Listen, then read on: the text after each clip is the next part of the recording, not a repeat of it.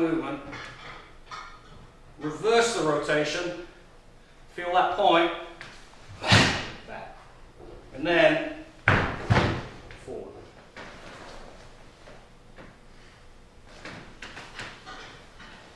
So I'm that way, and the next movement is I'm going to come forward.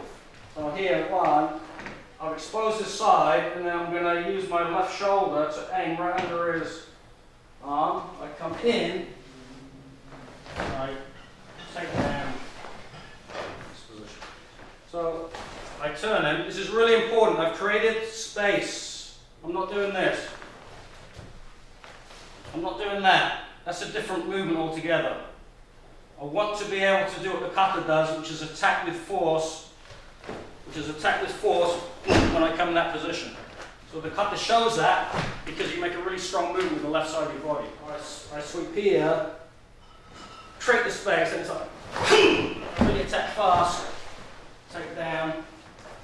1, 2, 3, he protects, sweep, create space, attack. The reason I can get his leg is because I'm not doing this. I'm not trying to reach for his leg, because if I do that, all his weight is still forward.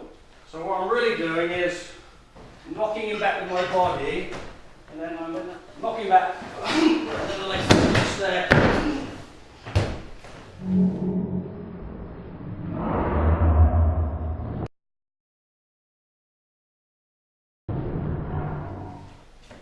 When you attack the leg, you're attacking on the 45-degree angle. When my foot comes in, I'm not coming in straight, I am, that's why I got that cross step. So when I bend my knees go in that direction.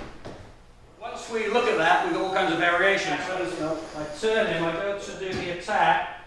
A couple of things might happen. You might just step back. Okay, and I'll just go for the other one.